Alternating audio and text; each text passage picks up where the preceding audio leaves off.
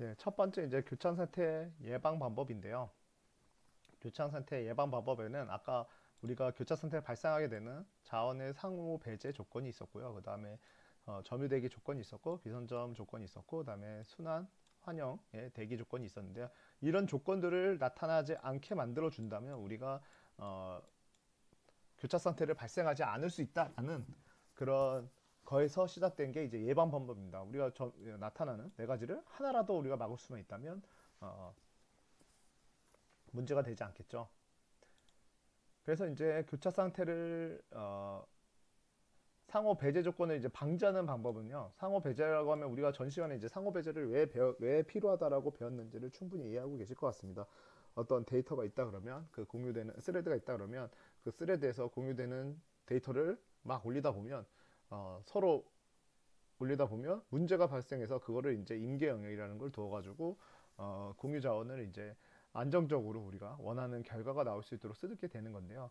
상호 배제는 되게 당연히 필요한 되기 때문에 이 상호 배제를 안 한다라는 것 자체는 사실상 전제가 될 수가 없습니다. 그래서 시스템 우리가 지금까지 보고 있는 다중 시스템에서는 근본적으로 해결책이 될 수가 없습니다. 그래서 상호 배제를 방지하는 조건은 어렵고요. 그러면 이제 남은 조건은 이제 세 가지가 남겠죠. 점유 대기를 방지하는 조건인데요.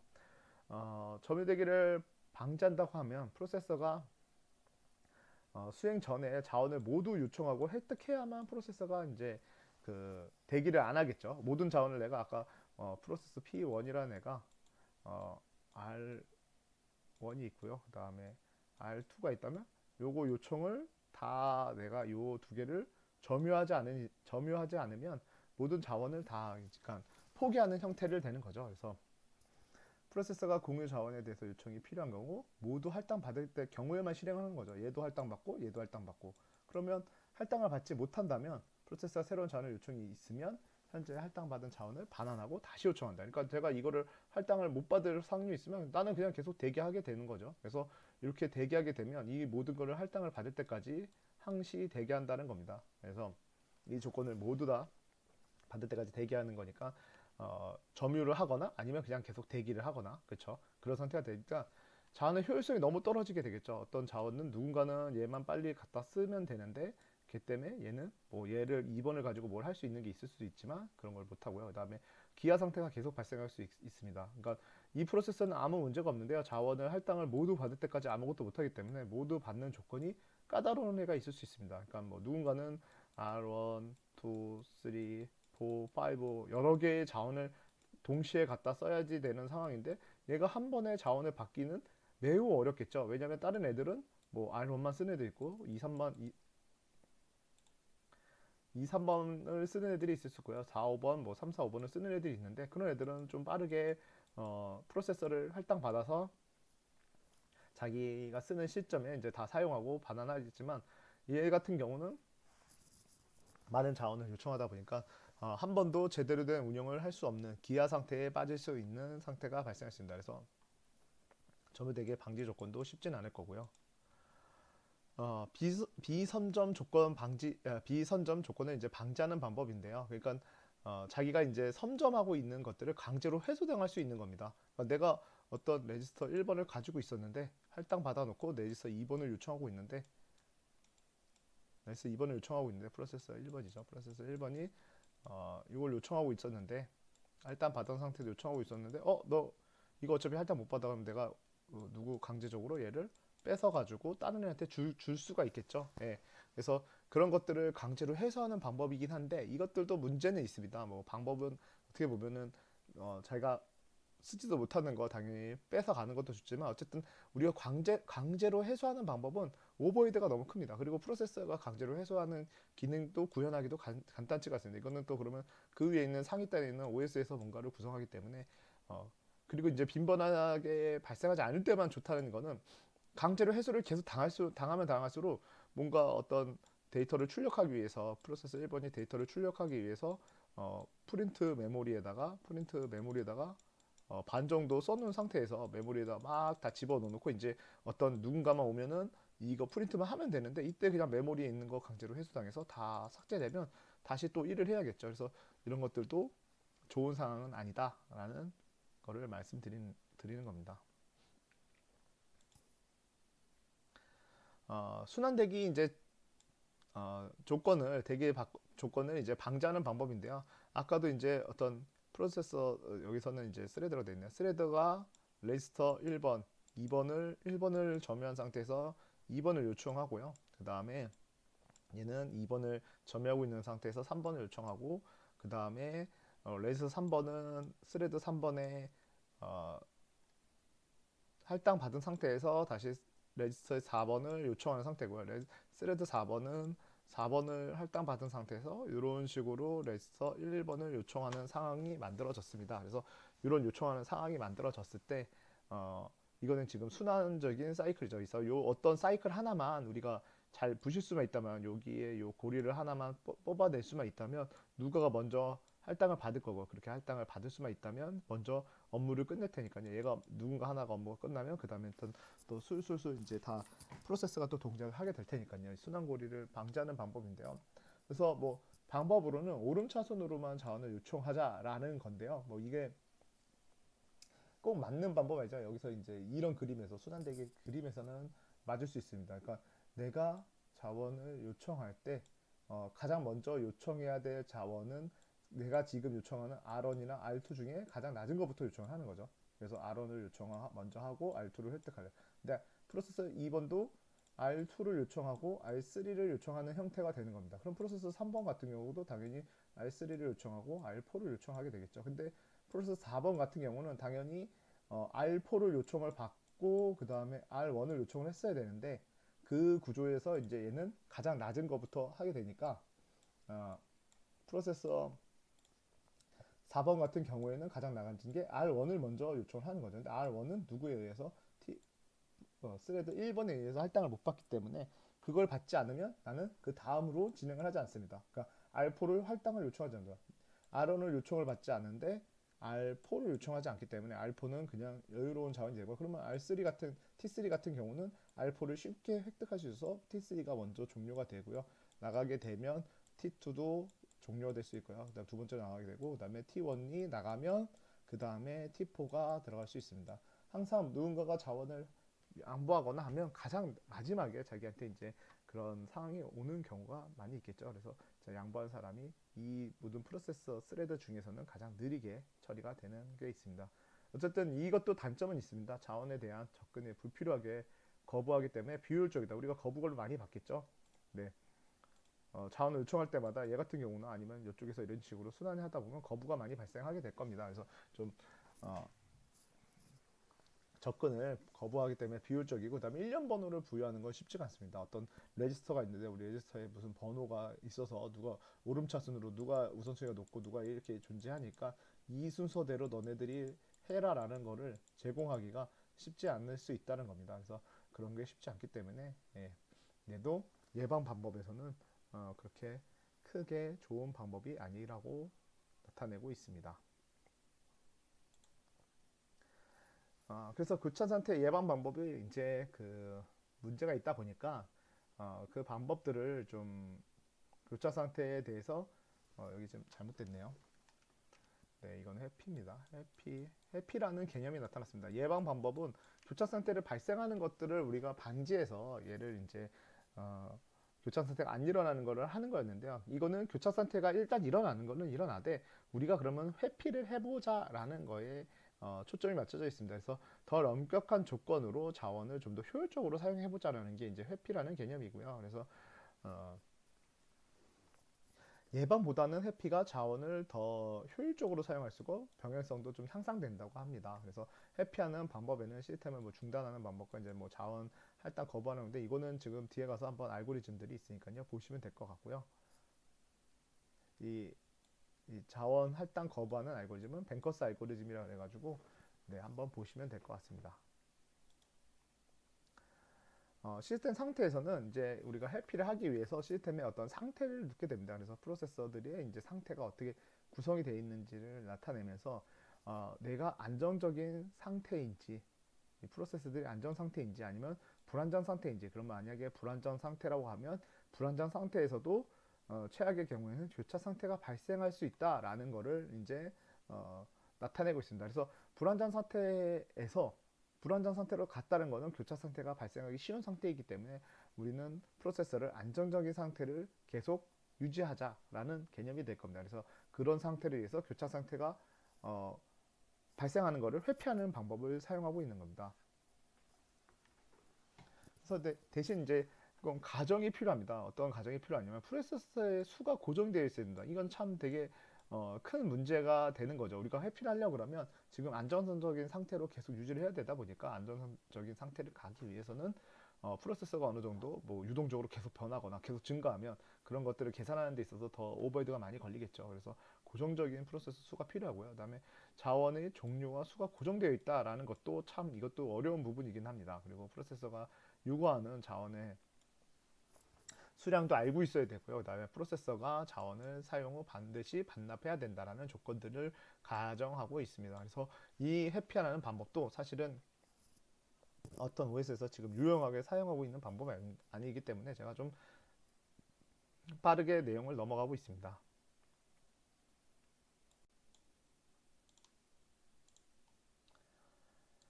안전적인 상태와 이제 불안정 상태의 예를 나타내고 있는데요. 뭐 어떤 프로세서 1번부터 4번까지가 0번부터 3번까지가 있다고 가정할 때요. 현재 사용 중인 사용량 그리고 최대 사용량이라는 게 존재합니다. 그리고 여유 자원 수라는 게 있는데요. 여기서 보시면 얘는 안정적인 상태라고 얘는 불안정 상태라고 합니다. 그래서 두 개의 이제 차이점을 보게 되면 여기서 당연히 이 여유 3이 있기 때문에 얘는 지금 2를 쓰고 있지만 그 다음에 최대 7까지 필요합니다. 2에서 3을 더하게 되면 얘 같은 경우 5가 될 겁니다. 그러면 이거는 이 프로세서는 먼저 실행해봐야 아무 먼저 의미가 없겠죠. 그래서 얘는 아닐 것 같고요.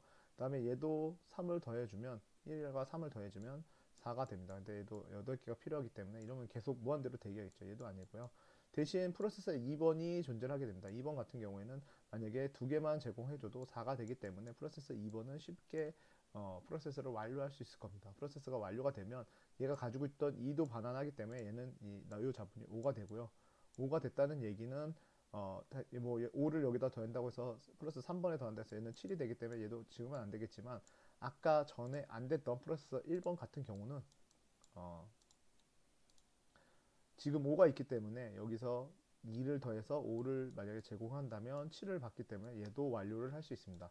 이렇게 해서 완료가 되고 나면 당연히 얘가 가지고 있던 자원 기존에 있던 5와 그 다음에 얘가 가지고 있던 2라는 자원을 반환하기 때문에 이 얘가 이제 여유 자원 자체는 7까지 늘어나게 될 겁니다.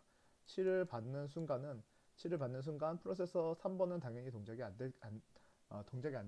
되지만 프로세서 1번 같은 경우는 7이 들어온다 그러면 8을 되기 때문에 네, 이것도 동작이 완료될 거고요. 그리고 동작이 완료되면 얘의 자원 하나가 나오면서 이제 여기가 8이 될 거고요. 8이 되면 다시 이제 플러스 3번을 완료시킬 수 있는 구조가 됩니다. 근데 이때 뭐 불안정 상태로 가게 되는 경계는 여기에서 이제 하나 가게 되는 건데요. 뭐 뒷장에서도 좀 더 내용은 있지만 여기 있는 거에서 한번 더 설명드리면 크게 변화는 없지만 여기서 이제 이 지금 불안정 상태와 얘는 크게 변화는 없지만 여유 자원이 2가 있던 거를 네 그쵸 2가 있던 거를 여기 요 내용이랑 연관성은 없네요. 네 연관성 없으니까 그냥 이건 보겠습니다.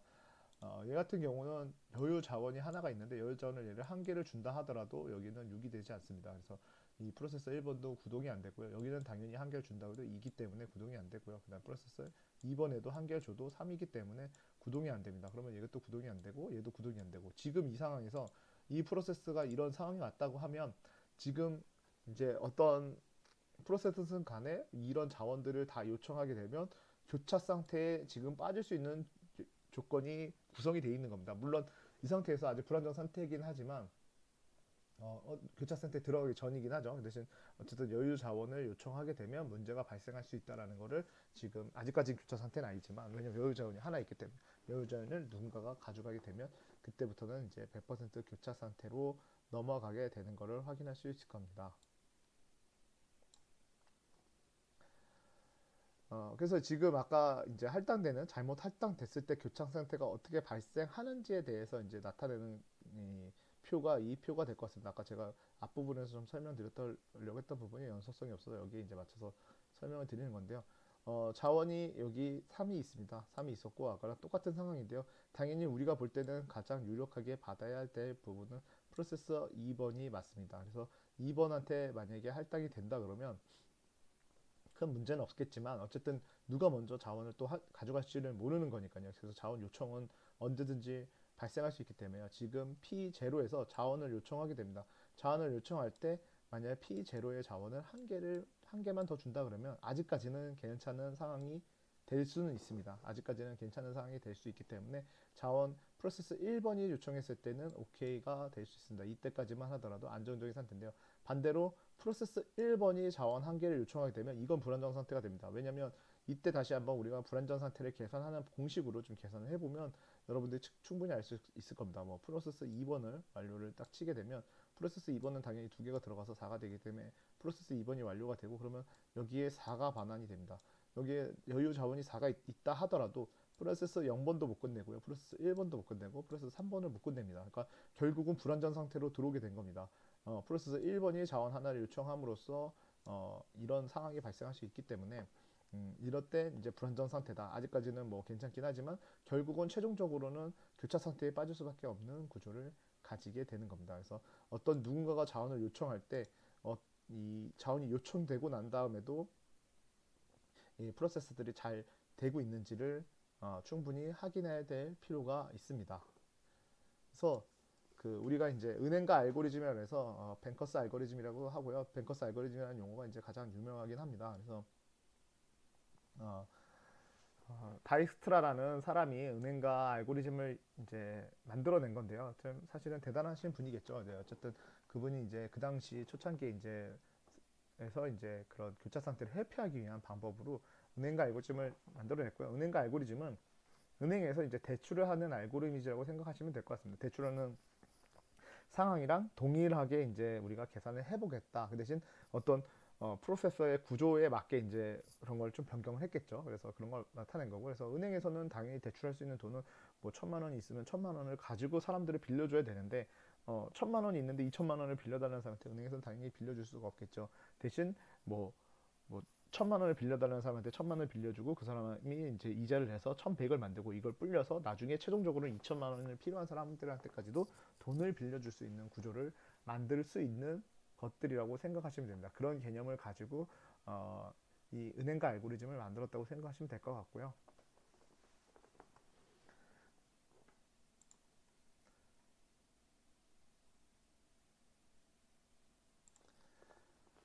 N개의 이제 프로세스가 있고 N개의 자원 유형이 있다라는 거에서 이제 시작이 된 거고요. 사실은 뭐 N개의 자원 유형이라기보다는 한 개 뭐 가지고 얘기해도 되는데 앞에서 우리가 이제 자원 유형을 안 나타냈지만 여기서 이제 자원 유형까지도 한번 나타냈습니다. 그래서 어베이러블이라는 이제 벡터라고 해가지고 그 구조에는 이제 그 사용 가능한 자원의 수를 표기하는 거고요. 그래서 걔는 이렇게 뭐 표현하지만 뭐 그 레지스터의 개수, 뭐 자원이겠죠. 자원의 개수를 사용할 수 있는 걸 의미하는 거고요. 그 다음에 맥스는 우리가 앞에서 봤듯이 그 내가 최종적으로 필요한 양을 얘기하는 겁니다. 그래서 프로세스 i라는 프로세스가 i라는 프로세스가 rj라는 그 레지 자원에 대해서 몇 개까지 최대 몇 개까지 요청할 수 있는지를 나타내는 어, 표라고 보시면 될 것 같습니다. 그래서 벡터라고 행렬이나 벡터라고 표현하고 있는데요. 그렇게 보시면 될 것 같고요. 그 다음에 allocate는 당연히 앞에서 이제 봤던 우리가 몇 개 정도를 지금 할당 받았냐를 얘기하는 겁니다. 그래서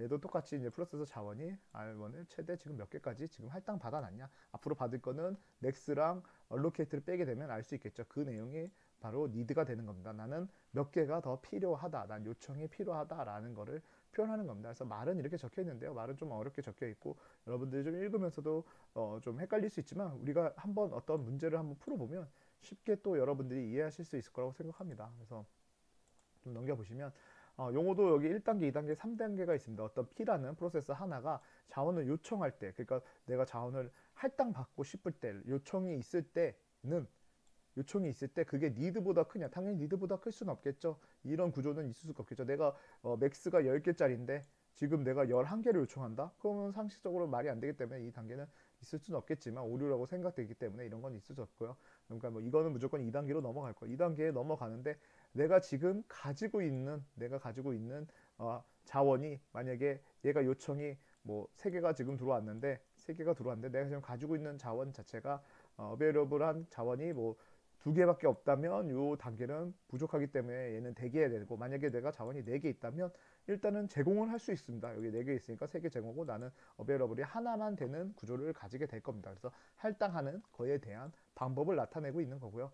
그 다음 단계는 이제 시스템 상태를 검사하는 겁니다. 우리가 아까 마음대로 퍼주듯이 이 지금 PPT에서 보시면 누군가는 얘는 자원을 요청했을 때 정상적으로 당연히 얘는 이루어질 수 없는 애지만 얘가 P0가 자원을 요청했을 때는 큰 문제가 일어나지 않지만, 반대로 P1이 자원을 결국은 둘 다 하나씩은 요청한 겁니다. 하나씩을 요청했는데 누구한테 줬을 때는 문제가 발생할 수 있는 소지가 있습니다. 그걸 또 파악해야 되기 때문에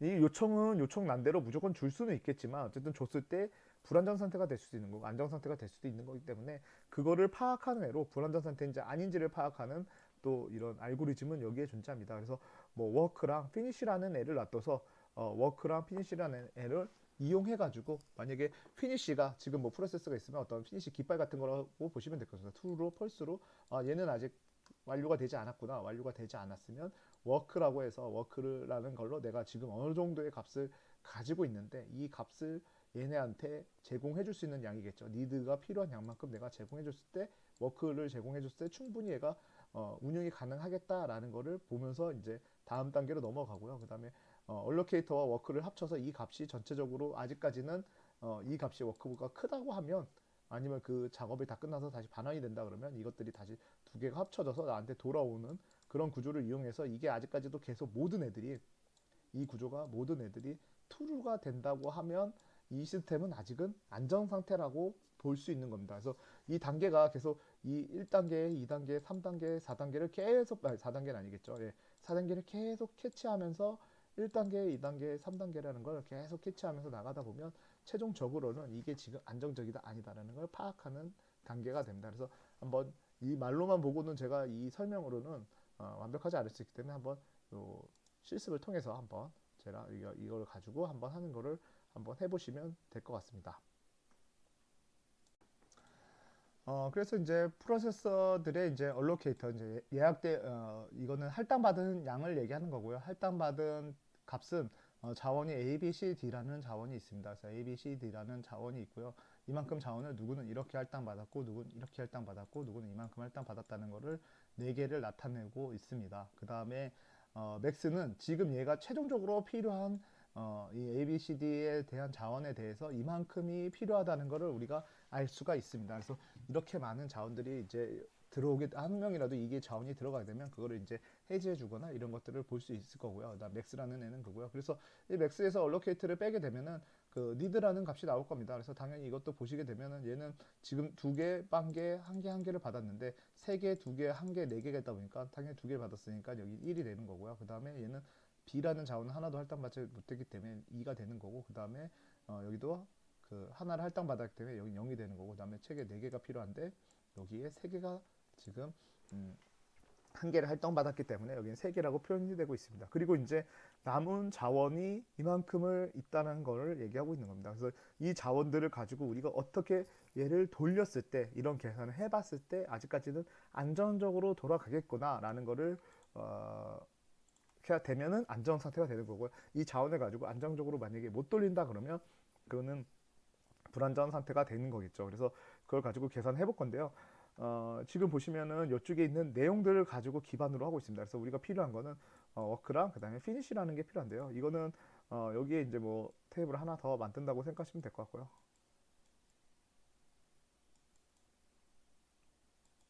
그래서 이런 식으로 이제 쭉 놔둬가지고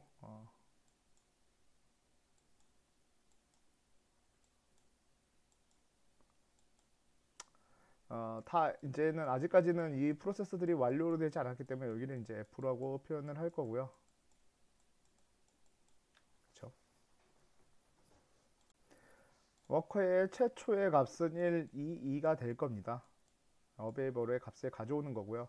그래서 최초의 1, 2 값을 가지고 만약에 1, 2 값을 제공해 줬을 때 얘가 지금 바로 안정 상태로 될 수, 그러니까 프로세스 종료할 수 있는 자원을 모두 획득해서 종료할 수 있는 상태인지를 확인해 보면 될 것 같습니다. 당연히 1, 2 같은 경우는 여기 지금 니드에 3이 D번에 3이 필요하기 때문에 D번에 3을 주게 되면은 당연히 얘는 이루어지진 않을 겁니다. 그래서 얘는 니드를 제공해 줄 수 없고요. 그 다음에 프로세서 1번 같은 경우도 얘는 여기에 세 개가 필요하기 때문에 여기에 1, 2이기 때문에 얘도 다 이걸 제공해 준다 하더라도 문제가 될 것 같습니다. 그래서 얘도 완료를 시킬 수 없을 거고요. 그 다음에 112 1102라고 해가지고 1102 같은 경우는 이 자원을 모두 제공해주면 해결이 될 걸로 생각이 됩니다. 그리고 뭐 나머지 애들도 또 보게 되면 얘네들도 있고 얘들도 있는데 아마 문제를 좀 더 쉽게 해결하기 위해서 함정은 없는 것 같습니다. 왜냐면 P3나 P2도 P4도 제공해도 어차피 해결을 못하기 때문에 무조건 우리는 P2를 선택하게 만들어 주신 겁니다. 그러니까 P2를 선택해야지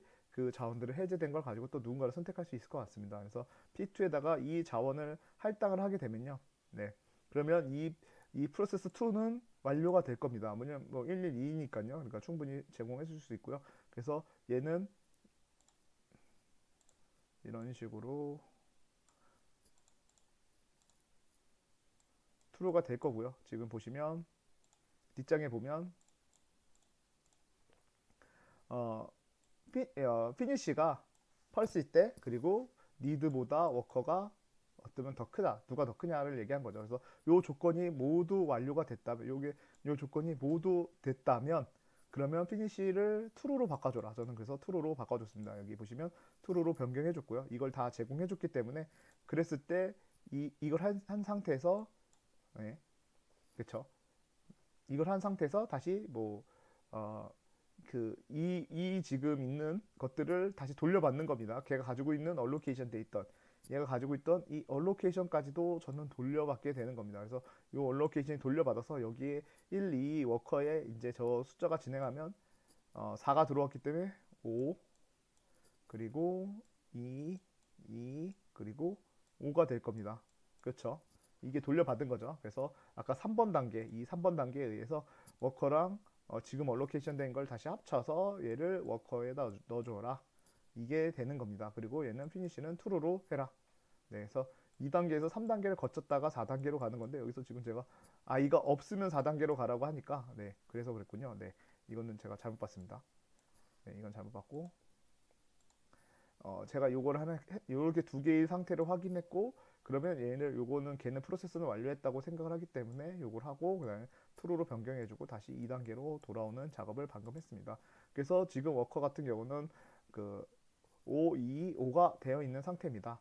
그래서 이제 다시 돌아와서 뭐 그 다음에는 3번을 해도 되고요. 그다음에 4번을 해도 되고 0번, 1번 해도 되지만 일반적으로 순차적이니까요. 1번 했고 그다음에 1번 했고 i가 증가하는 형태니까요. 그 다음에 2번 했고 그 다음에 증가하는 형태 3번을 해보겠습니다. 3번을 하게 되면 3번 같은 경우는 1, 3, 2, 0입니다. 그래서 1, 3, 2, 0은 여기에 지금 B라는 어, B라는 레지스터가 부족하기 때문에 얘는 실행할 수 없습니다. 그러면 다시 다음 해로 넘어가게 될 거고요. 얘 같은 경우는 2003입니다. 2003은 충분히 제공해 줄 수 있겠죠. 그래서 2003을 제공해 주면 마지막 여기 있죠.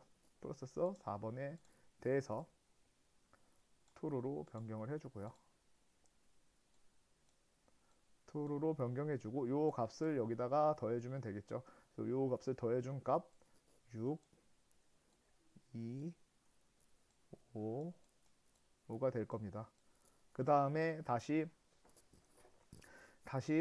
첫 번째로 돌아오겠죠. 여기서 다시 첫 번째로 돌아와서 0번 프로세서 0번에 가는 거고요. 프로세서 0번에 가게 되면 1203입니다. 지금 1203보다 더 많은 지금 프로세서를 가지고 있기 때문에 당연히 제공이 될 거고요. 그러면 여기서는 첫 번째 여기죠. 피니시에 있는 첫 번째 얘를 true로 변경해 주고요. 그 다음에 이 값을 두 개를 더하게 되면 8, 그 다음에 2, 그리고 6, 6이 됩니다. 6, 6이 된 상태에서 여기에 들어오게 됐죠. 이제 프로세서 1번에 들어오겠습니다. 프로세서 1번 같은 경우도 충분히 얘로 제공이 되기 때문에 이걸로 제공을 해주게 되면 어, 여기도 true가 될 거고요. true가 된 다음에 다시 얘 거를 반환하게 되면 이 값을 이제 반환하는 거죠. 그러면 8, 8, 3, 8, 7이라는 자원을 가지고 있을 거고, 그 다음에 마지막 남은 여기 프로세스 3번까지 가겠죠. 프로세스 3번에는 1320 충분히 제공이 되기 때문에, 네, 여기도 true가 되면서, 이렇게 true가 되면서 모든 애들의 피니시가 true가 됩니다. 그러면 얘는 이 상태, 지금 안정적인 상태라고, 지금 이 값은 안정적인 상태라고 얘기할 수 있을 겁니다. 네, 저희가 계산하는 방법은 방금 요 단계를 제가 안정적인 상태를 계산하는 방법대로 계산한 거고요. 그 계산되는 결과를 가지고 한번 진행을 해봤던 겁니다. 그래서 이걸 가지고 계산했더니 어떤 값이 있든 간에 얘가 안정적으로 운영을 할 수 있다라는 상태가 되는 겁니다. 지금, 네, 제가 안전 상태만 되어 있는데, 근데 이 상태에서 여기서 이제 아까 요거는 안 해봤죠. 요거는 안 해봤는데, 요거는 뭐냐면 리퀘스트 요구가 있을 수 있습니다. 왜냐하면 내가 지금 여기 있는 이런 그 어베이버블 상태에서 A라는 프로세서가 만약에 뭐 요청으로 내가 지금 뭐 저기 A를 1빵빵을 내가 요청한다.